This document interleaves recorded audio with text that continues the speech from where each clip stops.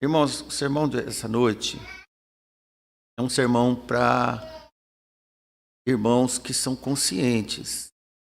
Então, assim, para a gente poder entender até onde o Evangelho vai nos fazer com que passamos por algumas situações e momentos em que precisamos definir a mensagem e a nossa vida com Deus. Cada dia eu tenho visto que o quão sério é servir ao Senhor. E ao mesmo tempo quão comprometedor em todos os sentidos. Vamos ver o que Jesus falou? Que não são palavras nossas, são de Jesus. Em Mateus capítulo 10, agora eu peço para você abrir sua Bíblia, em Mateus capítulo 10. Nós vamos ler do capítulo 30, do versículo 34 ao versículo 39. Sermão desta noite. O título desta pregação é A Espada de Jesus. Mateus 10, 34 a 39. Bom de ver os irmãos folheando as Bíblias, ainda que nós temos esse recurso tecnológico de letras garrafais para todos enxergarem, os irmãos não desistem de trazer as suas Bíblias. Eu não ouso dizer, não precisa trazer mais Bíblia não. Uma, porque não é bom fazer isso. Nós temos que andar com a Bíblia, carregar mesmo, pronto para abrir, para quem precisar conversar conosco, porque esse é o nosso dia a dia, a rotina do crente, falar de Jesus e conferir as Escrituras. Palavras do nosso Senhor Jesus Cristo, depois da nossa oração, seguimos a leitura. Senhor Deus Santo, misericordioso, cheio de bondade e graciosidade para conosco. Sabemos que não somos merecedores e nem queremos ganhar mérito por qualquer coisa que façamos. Nos ensina cada dia mais o seu precioso caminho para que possamos ser obedientes, prontos para a vinda do seu Filho amado, nosso Senhor Jesus Cristo. Nós te pedimos nesse momento para que todos os presentes possam abrir seus corações, entender, e os que ainda não aceitaram Jesus como seu Salvador, têm mais essa oportunidade inédita de poder decidir. Agradecidos, cheios de graça e de alegria nós estamos. Amém. Não cuideis que vim trazer a paz à terra. Não vim trazer paz, mas espada. Porque eu vim pôr em dissensão o homem contra seu pai, e a filha contra sua mãe, e a nora contra sua sogra. E assim os inimigos do homem são seus familiares. Quem ama o pai ou a mãe mais do que a mim, não é digno de mim. E quem ama o filho ou a filha mais do que a mim, não é digno de mim. E quem não toma a sua cruz e não segue após mim, não é digno de mim. Quem achar a sua vida, perdê-la-á. E quem perder a sua vida por amor de mim, achá-la-á. Texto estranho para quem nunca leu. E palavras decisivas, sentenciadoras. E no momento a gente vê que Jesus veio trazer espada. Em Lucas 12:51, lugar de espada está dissensão, é confusão, intriga, separação. E também Jesus diz que os inimigos do homem são os seus familiares. Gostamos tanto dos nossos filhos, nossos parentes. Falamos tia daqui, tio dali. Às vezes deixamos de falar irmão, irmã e falamos tio, tia. Jesus está passando para nós que quem ama ou tem mais consideração o pai ou a mãe do que a mim, não tem dignidade alguma de vir atrás de mim. E quem tem o filho como a única preciosidade, a coisa mais querida do mundo, a razão da sua vida, ou a filha assim também nem precisa vir atrás de mim, fique com seu filho. Depois Jesus diz, isso é, tome a sua cruz e me siga. quem não segue após mim, nesse estado que eu estou mandando, renunciando tudo, também nem precisa tomar a cruz, nem precisa vir atrás de mim. Fique sem cruz e fique com seus familiares que você ama tanto. Depois Jesus fala, quem acha a sua vida desta forma, perca-se com ela. Mas quem perder a sua vida, isto é, perder a vida, que é a razão da nossa vida neste mundo, vai achar a mim, vai achar a vida. Isso, né, irmãos? É um texto que pregador não gosta muito de pregar, não, porque, afinal de contas, a família é sagrada. Jesus não disse que não é sagrada. Quando Jesus noticiou esses fatos, esses conceitos não estavam previstos também nos seus discípulos. Para eles não foi uma coisa comum, uma notícia comum. Eles ainda não entendiam a amplitude das rupturas necessárias causadas pelo Evangelho de Jesus. Nós ainda necessitamos de reinterpretar as nossas paixões por amor compreensível de Deus, todos nós. Quando tomamos a cruz para seguir Jesus, não podemos compartilhar essa decisão com os que apenas são do nosso sangue, isto é, contar com eles. Quem carrega conosco a nossa cruz são os irmãos em Cristo. É isso que Jesus disse. Em Gálatas 6,2 ele diz, levai as cargas uns dos outros e assim cumprireis a lei de Cristo. Quem são esses uns aos outros? Os irmãos da igreja. Sabe esse irmão que está do seu lado, o irmão que está atrás? Ele é responsável para levar a sua carga, não são os seus parentes. Estão fora do Evangelho. O natural sentimento e apego que todos nós temos pelos nossos parentes, pais, avós, filhos, sobrinhos, netos, necessariamente estão abalados. E que devemos estar cientes dessas causas do Evangelho. Agora, você é membro na igreja do Senhor. E um mensageiro do Senhor na sua família. Você tem uma missão na sua família. É de pregar o Evangelho para eles. Pelo efeito da nossa profissão de fé e decisão, abandonamos a vida comum neste mundo para isso. A vida comum é o roteiro familiar de paixões entre famílias, pessoas e coisas. O único motivo e principal por esses distanciamentos está em torno de Jesus e da sua obra efetiva nos seus discípulos. Jesus diz assim para nós, a espada dessa discórdia é minha, é responsabilidade minha. Você pode notar que as escrituras, as estruturas neotestamentárias, pouco se fala e pouco se enaltece vínculos parentescos. Na carta de poucas palavras de 2 João, João diz da senhora eleita, 2 João 1:4, se o irmão achar, e João fica alegre porque alguns dos filhos dessa mulher estavam no Senhor, outros não.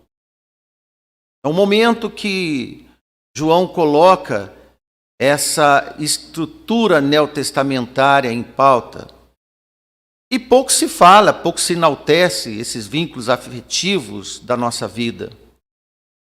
A igreja de Jesus chega junto com a sua conversão. É o seu abrigo até Jesus voltar. Se você for para outro lugar, você vai encontrar uma outra igreja. Assim faz os irmãos que mudam. Imediatamente, ele procura uma igreja para congregar. Ele não fica sem igreja. Amém por os irmãos que fazem essa atitude. Os entranháveis afetos são transferidos aos amados irmãos em Cristo, que viverão eternamente conosco.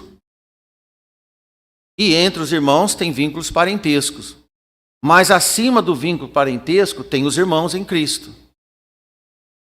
Somos nós que vamos viver eternamente. Devemos viver essa nova realidade desde já. Viver o eterno com quem é eterno. Jesus, quando estava na cruz, disse a Maria, sua mãe biológica. Em João 19, 26, 20, João 19, 20, 26 e 27. Ora, Jesus vendo ali a sua mãe, e tinha outras mulheres também, várias mulheres, mas ele direcionou a sua mãe, e que disse que o discípulo a quem o amava também estava presente, era João, e disse a sua mãe, mulher, eis aí o teu filho. Depois disse ao discípulo, agora para João, o mais jovenzinho dos 12, eis aí a tua mãe, João. E desde aquela hora, o discípulo recebeu em sua casa. Irmãos, Jesus nesse momento junto à cruz, transmitiu essas palavras, instalando um novo compromisso entre Maria e o jovem discípulo. Tal como existe entre mãe e filho. São expressões vinculadas à postura de Cristo. Desde as bodas de Caná, quando ele teve uma conversa com a mãe dele, e tenho eu contigo, mulher. Pelo que os discípulos poderiam esperar que a mensagem do reino dos céus criaria oposição por parte do mundo hostil, isto era normal. E entre os mais íntimos membros da família, entre todos os convertidos, aí também já era demais, como é para muitos. Onde houver o poder do mal, pode esperar a espada e não a paz. Onde a mensagem do reino estiver presente, haverá tumulto, rompendo as mais íntimas uniões seculares. Essas palavras de Jesus não contradizem o fato de ele se autoproclamar o príncipe da paz. Mas a paz de Jesus só poderá tornar-se realidade ao terminar a luta contra as forças que não desejam a paz, a mensagem de Cristo, incluindo os familiares íntimos. Aprendemos com os nossos pais, onde um não quer, dois não briga. A paz de Jesus foi dada aos crentes, não aos descrentes. A paz de Jesus não cede aos insultos. A paz de Jesus reage com amor. O amor causa adversa reação aos que não amam a palavra de Jesus, incluindo os do nosso sangue. A paz de Jesus é um contrato de guerra no coração dos desobedientes. Ainda que saíram das nossas entranhas, filhos, filhas, netos e netas, pode-se assegurar que a paz é impossível enquanto os poderes do mal não forem vencidos. Jesus traz a espada afiada nas palavras das boas novas, para finalmente impor a paz. Destruir as muralhas das resistências causam levantes do inimigo. Em Efésios 2,14, Paulo escreve, porque Ele é a nossa paz. Amém. Ele, Jesus, é a nossa paz, o qual de ambos os povos fez um, parentes estranhos de todas as tribos e nações, e derrubando a parede da separação que estava no meio. Jesus pacificou o nosso coração. Por outro lado, o coração do pecador tem alto grau de perturbação. Podemos sim residir sobre o mesmo teto com quem não tem a paz de Jesus. É permitido pela Bíblia. O Messias agitou e provocou os poderes malignos, porquanto os discípulos do Messias devem sofrer as consequências desta agitação em todos os cantos, inclusive entre os do próprio sangue. Assim aconteceu com os judeus resistentes à mensagem da cruz. Foram preservados na linhagem parentesca de Jesus, eles eram orgulhosos. Disseram a Jesus um dia, temos por pai Abraão, somos descendência de Abraão. E você, quem é? Então, desde Abraão, Isaac, Jacó, isso nada adiantou. Odiaram e sacrificaram o parente Jesus, Porque Jesus também era da raça deles, era parente deles. Se os irmãos judeus de Jesus o crucificaram, como serão os nossos parentes de sangue entre a nossa fé e o vínculo da carne e os objetivos deles? Você acha? Mateus 10, 35 e 36, Jesus escreve nesse texto nosso: porque eu vim pôr em dissensão o homem contra seu pai, a filha contra sua mãe, e a nora contra sua sogra, e assim os inimigos do homem serão seus familiares. Essas palavras que nós lemos pela segunda vez são ecos do profeta Miqueias, em 7 e 6. Miqueias escreve desta forma: porque o filho despreza o pai, e a filha levanta contra a mãe, e a nora contra a sua sogra, os inimigos do homem são os da sua própria casa.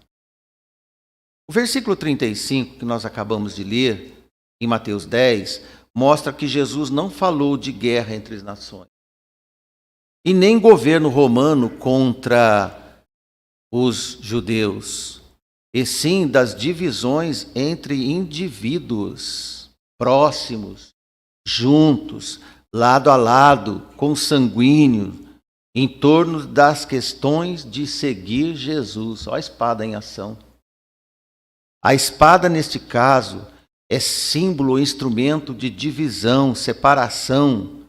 Além do mais, irmãos, quando nós vamos olhar Hebreus capítulo 4, versículo 12, nós vemos escrito assim: porque a palavra de Deus é viva, eficaz e mais penetrante do que a espada alguma de 2 gumes, e penetra até a divisão da alma e do espírito, das juntas e das medulas, é apta para discernir os pensamentos e intenção do coração. Percebe, irmãos, que a espada do Senhor, ela entra dentro do nosso coração para haver divisão entre a carne e o espírito, que sai entre parentes. Se no próprio interior o Senhor discerne e separa, olha, irmãos, quanto mais o tumulto provocado pela mensagem do Messias, que causaria divisões até nos lares, entre pai e filho, entre mãe e filha, nora e sogra, como acabamos de ler. E no íntimo de cada um de nós também, carne e espírito são discernidos por Deus. Talvez já houvesse casos de conflitos entre os parentes dos discípulos por terem abandonado tudo para seguir o desconhecido de Nazaré.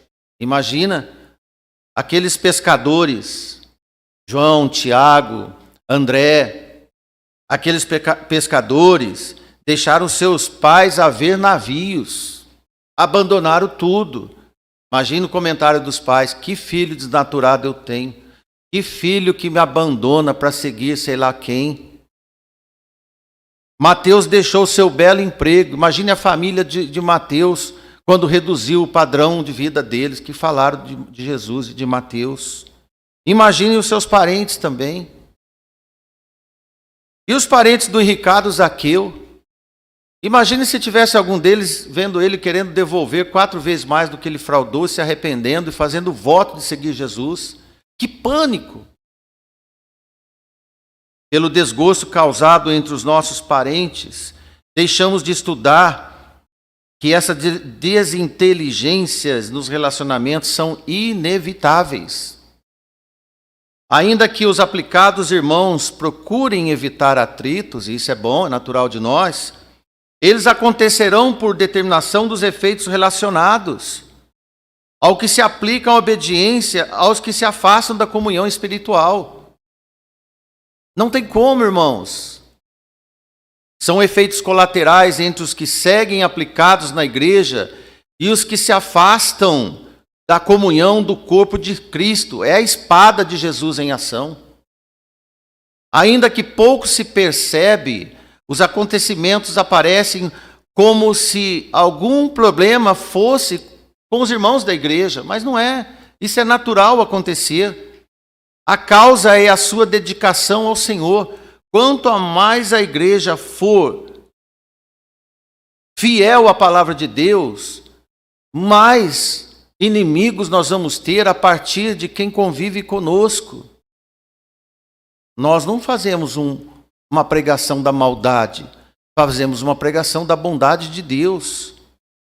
Se por acaso você deixasse a igreja, estaria melhor relacionado com muitos, fazendo um entremeio muito melhor. Por Jesus, as nossas proximidades são outras.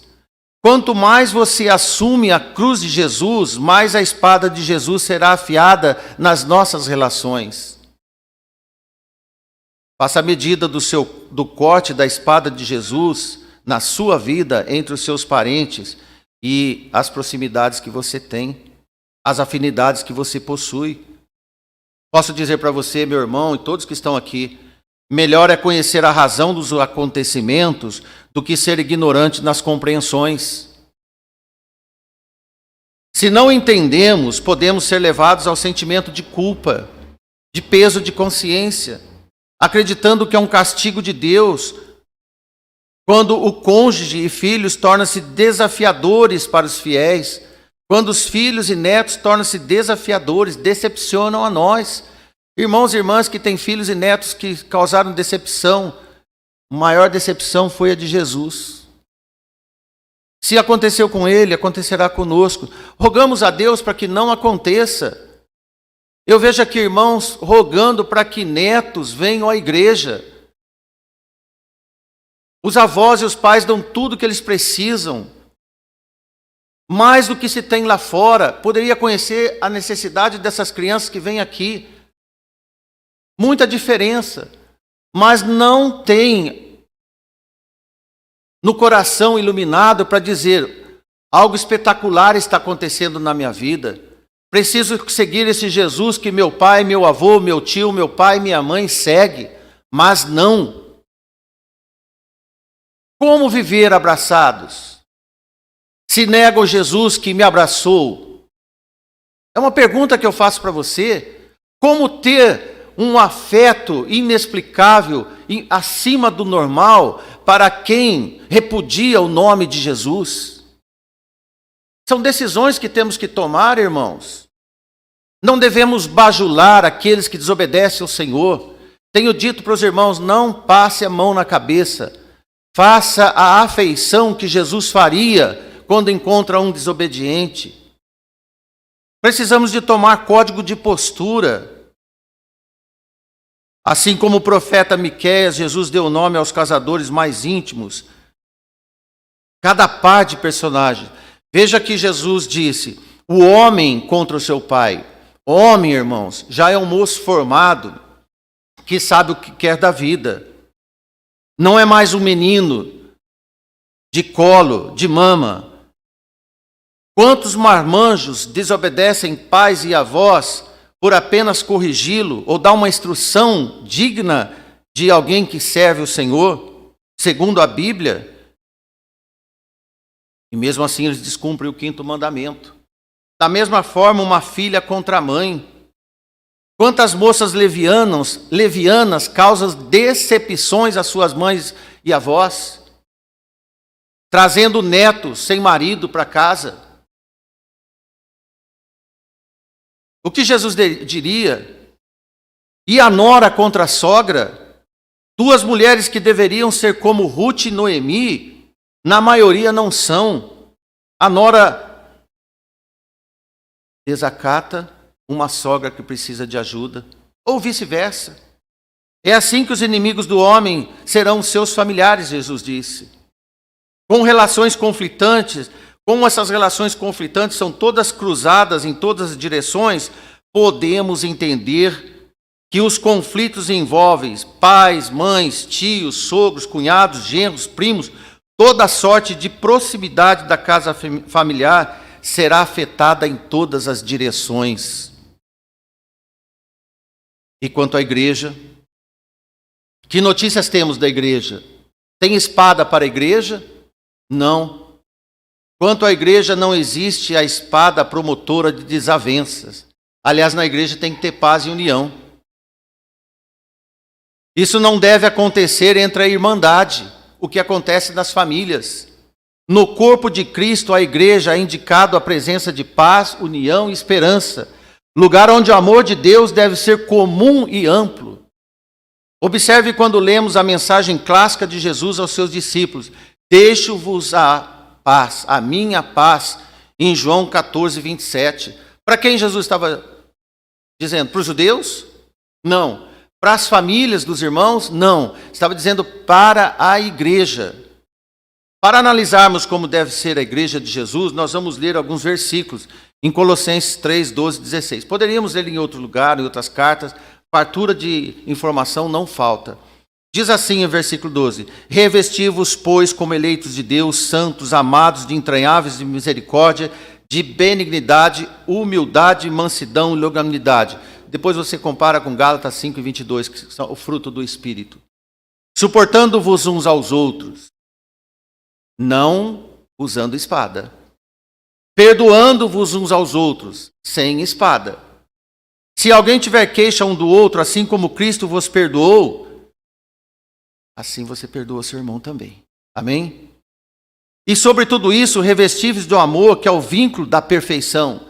A igreja, irmão, deve sobrar em amor.